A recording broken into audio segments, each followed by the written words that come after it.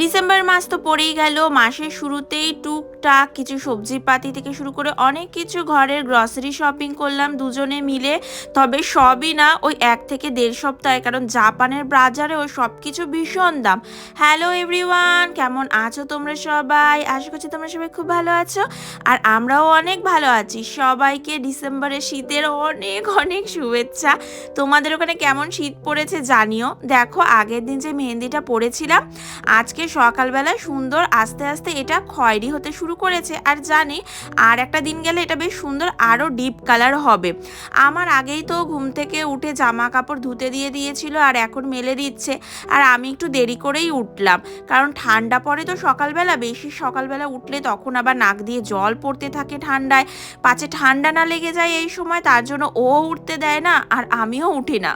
আমি প্রায় ৯টার সময় ঘুম থেকে উঠেছি, আর ও আমারও প্রায় ১ থেকে ১.৫ ঘন্টা আগে ঘুম থেকে উঠে ঘরের ক্লিনিং থেকে শুরু করে জামা কাপড় ধোয়া টোয়া সব করে ফেলেছে।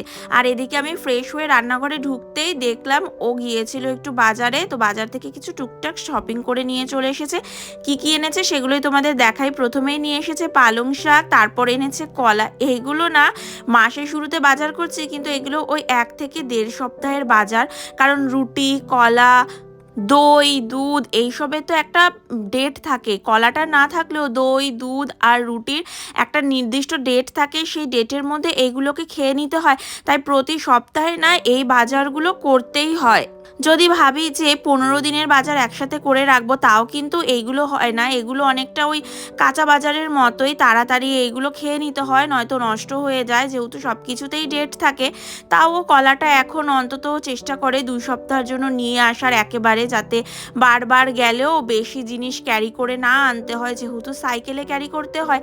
আর শীতকালে জাপানে আমাদের গুম্মা প্রিফেকচারে এত ঠান্ডা হাওয়া দেয়, শুধু ঠান্ডা হাওয়া বলবো না, মারাত্মক জোরালো হাওয়া দেয়, সাইকেল চালানো বড্ড কষ্টকর হয়ে যায়।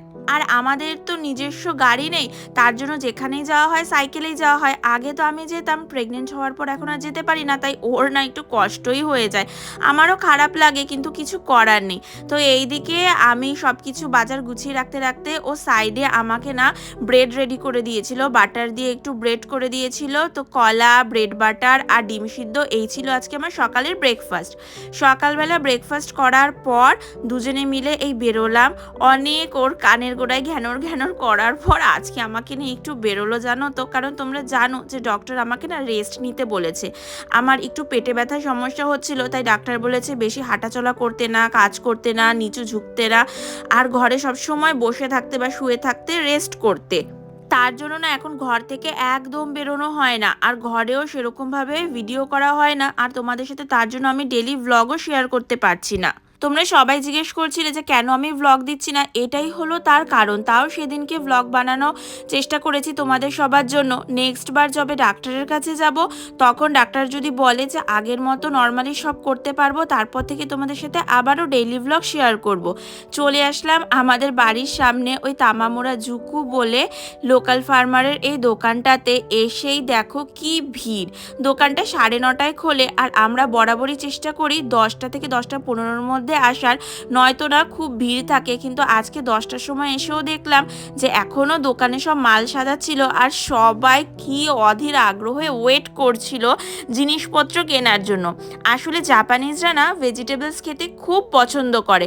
তাদের খাবারের তালিকায় প্রতিদিন 2 থেকে 3 পদের ভেজিটেবলস থাকবেই, তাও আবার সিজনাল ভেজিটেবলস। আর এইসব লোকাল ফার্মার্সদের দোকানগুলোতে না খুবই সস্তায় সস্তায় যেহেতু শাকসবজি পাওয়া যায়, তাই সবাই চেষ্টা করে যে এই সমস্ত জায়গা থেকেই কেনার।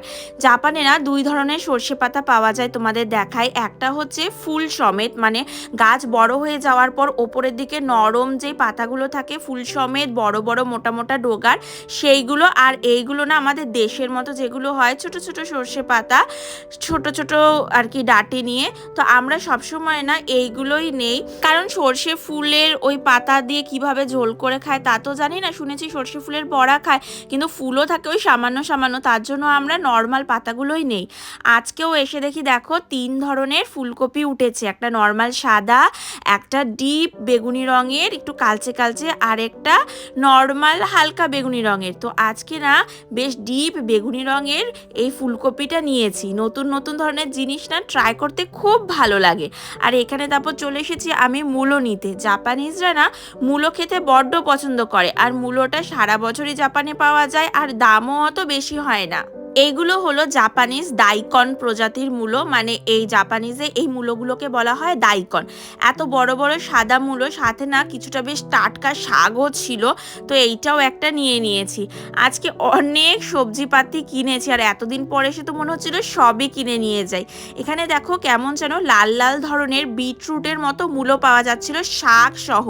এগুলো প্রথমে দেখে বিটরুট মনে হলো, পরে দেখলাম যে না, এগুলো লাল গোল গোল মূলো। আজকে আরেকটা নতুন জিনিস দেখতে পেলাম, সেটা হলো লাল আলু। লাল আলু তো এমনি অনেকের ব্লগেই দেখেছি কিনতে, কিন্তু আমি কখনো এই মার্কেটগুলোতে পাইনি। আজকে লাল এই ধরনের গোল আলু পাওয়াতে এইগুলো নিয়ে দেখলাম, বাড়িতে গিয়ে ট্রাই করব কেমন হয়।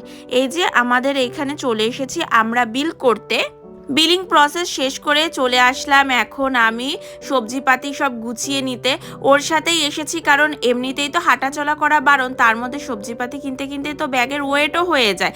এই ভয়তেও আমি আসি না যে এতটা ওয়েট ক্যারি করে করে আমাকে আবার হেঁটে যেতে হবে। বাড়ির যদিও খুবই সামনে দোকানটা, কিন্তু যেহেতু ডক্টর এখন রেস্ট নিতে বলেছে, আর এই সময় ডক্টর যা বলবে সেইটাই মেনে চলা উচিত, তো তার জন্যই আর কি আমি আরোই একা আসি না। আজ এত ছুটি থাকাতে অনেক বলে কয়ে রিকোয়েস্ট করে ওর সাথে আসলাম, ও তো আমাকে আনতেই চাচ্ছিল না। এখান থেকে যেই সবজিপাতি নিলাম এইগুলো প্রায় আমার 2 সপ্তাহর কাছাকাছি চলবে। তাও না বলতে পারছি না, কারণ প্রেগনেন্ট হওয়ার পর থেকে আমি একদমই মাছ মাংস তেমন খেতে পারছি না, সবজিপাতির ওপরই পুরো ডিপেন্ড হয়ে রয়েছে, তার জন্য সবজিপাতিই খাচ্ছি বেশি। আর এই দোকানটা থেকে বেরোনোর সময় না এত সুন্দর সুন্দর ফুলের বুকে দেখলে মনে হয় সব ফুল কিনে নিয়ে যাই। জাপানেও জানো তো বিগত 2 বছর ধরে ধীরে ধীরে জিনিসপত্রের দাম অনেক বেড়েছে। 2 বছর 2.5 বছর আগে যখন আমি এসেছিলাম তখন জিনিসপত্রের দাম, সবজিপাতির দাম যা ছিল, এখন যখন কেনাকাটা করতে যাই তখন দেখি সব কিছুর দাম বেশ 20 ইয়েন, 10 ইয়েন, 30 ইয়েন করে ভালোই বেড়েছে। কিছু কিছুর দাম আবার 40 ইয়েন অবধিও বেড়েছে। শুনতে অনেক কম পরিমাণ মনে হলেও যখন কিনতে যাই না তখন দামটা খুবই এফেক্ট ফেলে। আর সবথেকে বড় কথা যেটা হলো, সবজিপাতি বা জিনিসপত্র, নর্মাল ব্যবহারের জিনিসপত্রের দাম যেই হারে বেড়েছে, এমনকি জিনিসপত্রের দামও শুধু নয়, কারেন্টের বিল, গ্যাসের বিল, সব কিছু ইউনিট প্রতি জাপানে ধীরে ধীরেই না ভালোই বৃদ্ধি পেয়েছে। সেই তুলনায় স্যালারি ইনক্রিজ হচ্ছে না, এইটাই না সমস্যার সম্মুখীন হয়ে পড়েছি আমরা। অবশ্য বিশ্ব জুড়েই এই একই সমস্যা, সবার মুখেও একই কথা, দেশের থেকেও শুনি এক কথা, প্রায় সব দেশেরই একই কথা শুনি। এখন কিছু করার নেই, যেরকম আর কি হবে সেই রকম পরিস্থিতিতেই মিলিয়ে চলতে হবে। তো ও আমাকে বাড়ি দিয়ে না আবার চলে গেছিলো কিছু টুকটাক সবজিপাতি নিয়ে আসতে, মানে সবজিপাতি না, কিছু আরও বাকি জিনিসপত্র নিয়ে আসতে। তো গেছিলো স্ন্যাক্স আইটেম আনতে। প্রেগনেন্সির শুরুতে তো আমি একদমই মিষ্টি জিনিস খেতে পারতাম না, কিন্তু সেকেন্ড ট্রাইমেস্টার পড়ার পর আমার না মিষ্টির প্রতি ক্রেভিংস খুব বেড়েছে। তার জন্য না ও বেশ কিছু মিষ্টি মিষ্টি বিস্কুট এনে রেখে দেয়, আর এক গাদা বিস্কুট নিয়ে এসেছে আজকে। আর ঘরে ফল ছিল না, ফলও নিয়ে এসেছে 2 পদের, আর একটা বেশ কুমড়ো নিয়ে এসেছে। আর আমরা যখনই রসুন কিনি, এত বড় একটা রসুনের প্যাকেট কিনি, এর ফলে কি হয়, এই রসুনগুলো না অনেক দিন অবধি যায়। নর্মাল রসুন ওই 2-3টে করে পাওয়া যায় এক একটা ছোট ছোট প্যাকেটে, ওইগুলো হিসাব করলে দেখা যায় দামে অনেক বেশি পড়ে যায়। তার জন্য এমন বড় ধরনের প্যাকেটই আমরা নিয়ে আসি। তো ওইদিকে ও রান্নাঘরটা একটু সামলাচ্ছে, আর আমি চলে আসলাম ফল টলগুলো বের করে রাখতে। কমলাগুলো না আমি এখন ফ্রিজে রাখি না, আর ধরেও না, আমাদের ফ্রিজটা যেহেতু ছোট, তার জন্য আমি এই বড় সাজিটাতে করে না আমাদের ডাইনিং টেবিলের ওপরেই রেখে দিই। তারপর ভাবলাম যে বিস্কুটগুলোকেও একেবারে সুন্দর করে পটের মধ্যে ভরে রাখি, যাতে করে আমারই সুবিধা হয় পরে খেতে। তো আমি এই পটটা না আমাদের রুমের মধ্যেই রাখি, যাতে যখন মন চায় তখনই আমি একটু একটু করে খেতে পারি। তো ওর না এখন আরও বেশি বেশি করে বাজার করে নিয়ে আসে যখনই বাজারে যায়। তার কারণটা হলো ইদানিং ও ড্রাইভিং স্কুলে ভর্তি হয়েছে। জাপানে না ড্রাইভিং লাইসেন্সের জন্য আলাদা করে স্কুলে ভর্তি হয়, একটা ভালো অ্যামাউন্টের টাকাও সেখানে দিতে হয়, একদম পুরো কোর্সের মতো করে এইখানে ড্রাইভিং শেখানো হয়। জাপানে তো সব কিছুই করা রুলসের মাধ্যমে করা হয়, তার জন্য সব কিছুতেই অনেক বেশি প্রসেসিং থাকে। তার ফলেই ও অফিস করে আবার ড্রাইভিংয়ে যেতে হয়, সময় ঠিক পায় না। তাই যখনই ও যায় বাজার করতে একটু বেশি বেশি করেই জিনিস নিয়ে আসে। এখন আমার না বেশ একটুখানি মাংস দিয়ে ঘুগনি খেতে মন চাচ্ছিল, তো ও কিছুটা মাংসও নিয়ে এসেছিল। তো সেটাই আজকে আমি রান্না করছিলাম, মাংসটা কষিয়ে সব কিছু দিয়ে তারপর সিদ্ধ করে রাখা মটর দিয়ে দিয়েছিলাম।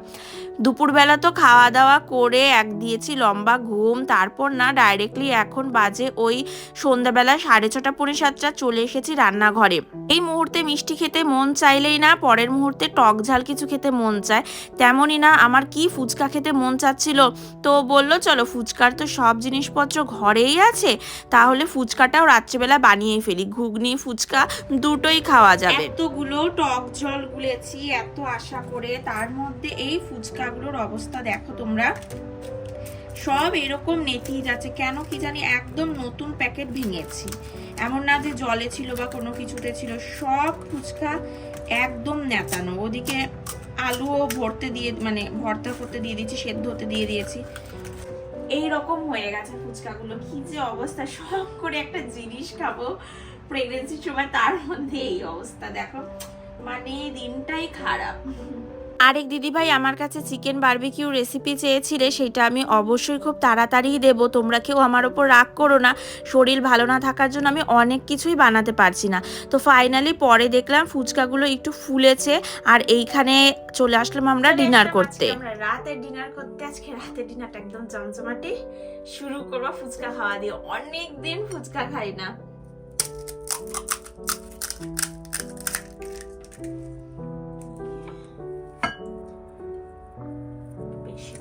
আলু দিয়ে ঘরে বানানো টক জল,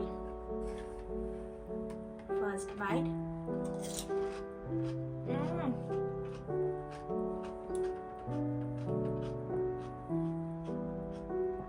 অসাধারণ। এবার একটু ঘুগনিটা ট্রাই করি। মাংস ঘুগনি রান্না করেছি আমি প্রথমবার, তোমাদেরকে তো দেখালামই, জানি না কেমন হবে খেতে।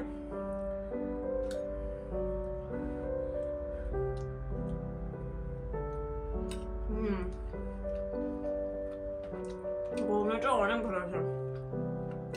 এমনিতে আমি চিকেন খেতে পারছি না, তো ভাবলাম চিকেন দিয়ে একটা ঘুগনি ট্রাই করি, অনেক ভালো হয়েছে।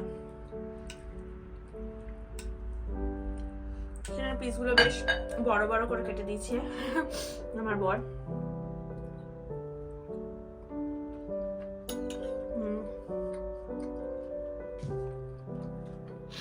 তাহলে চলো আজকে ব্লগটা এখানেই শেষ করছি। ভালো লাগলে কিন্তু সবাই লাইক কমেন্ট শেয়ার করো। দেখা হবে অন্য ব্লগে।